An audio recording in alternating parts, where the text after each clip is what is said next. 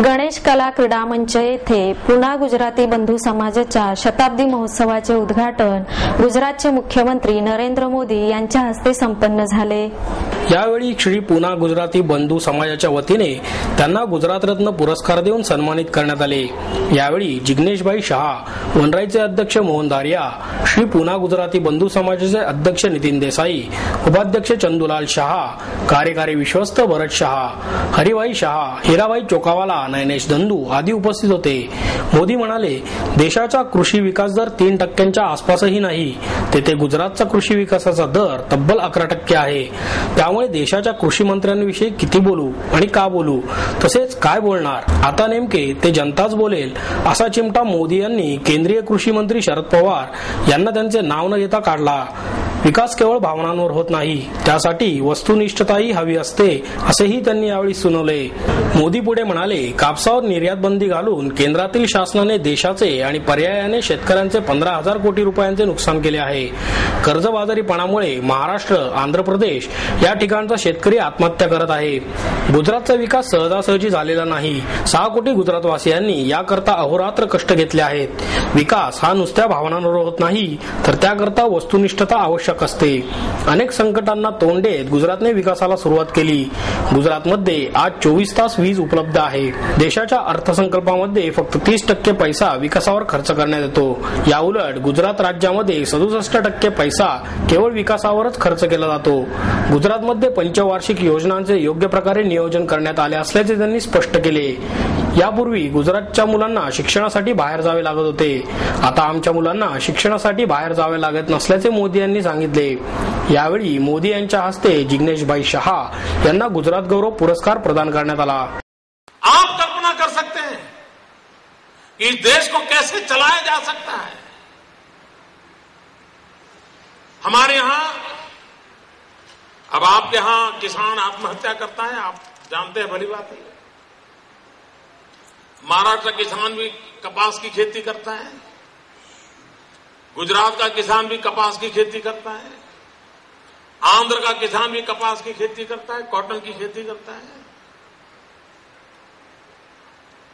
आंध्र का किसान आत्महत्या कर रहा है, महाराष्ट्र का किसान आत्महत्या कर रहा है, गुजरात का किसान आत्महत्या नहीं कर रहा। क्यों? कॉटन वो भी पैदा करता है। 2001-2 में गुजरात में कॉटन का प्रोडक्ट था 23 लाख बेल, 23 लाख गांठ कॉटन का उत्पादन था। आज इस बार कितना है? इस वर्ष कॉटन का उत्पादन है 1,23,00,000 गांठ। वही जमीन, वही किसान, वही खेत, वही कॉटन, दुनिया बदली जा सकती है दोस्तों। दम चाहिए।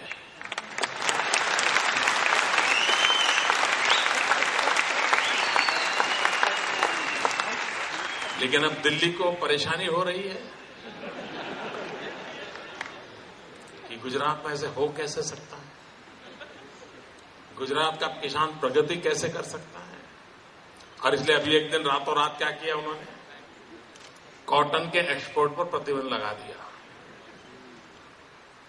गुजरात के अंदर किसान जब कॉटन की खेती करता है, फसल खेत में होती है, दुनिया के देशों के लोग खेत में आकर के देख करके उनके साथ सौदा करते हैं, और फिर गुजरात का किसान अपना माल चीन के बाजार में पहुंचाता है। और आज भी चीन के बाजार में किसी को भी अपना कॉटन बेचना है तो गुजरात शब्द बोलना पड़ता है। एक बार उनको पता चला है कॉटन गुजरात है, मार्केट मिल जाता है। लेकिन अचानक भारत सरकार ने कॉटन एक्सपोर्ट पर प्रतिबंध लगा दिया।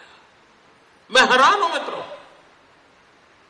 और कॉटन एक्सपोर्ट पर प्रतिबंध लगाने के कारण गुजरात के किसानों को करीब 15,000 करोड़ रुपए का नुकसान किया है। अभी ये मैं इसी हफ्ते की बात कर रहा हूं। ये किसकी भलाई के लिए किया जा रहा है? क्या इन लोगों को कृषि के संबंध में एक शब्द बोलने का अधिकार है?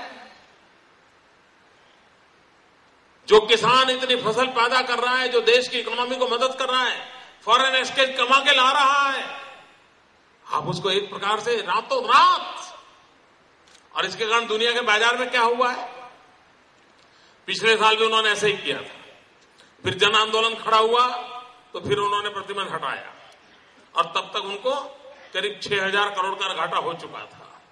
अभी फिर से किया, फिर आंदोलन चलेगा, पता नहीं वो क्या करेंगे। लेकिन उसके कारण दुनिया के बाजार में क्या होता है,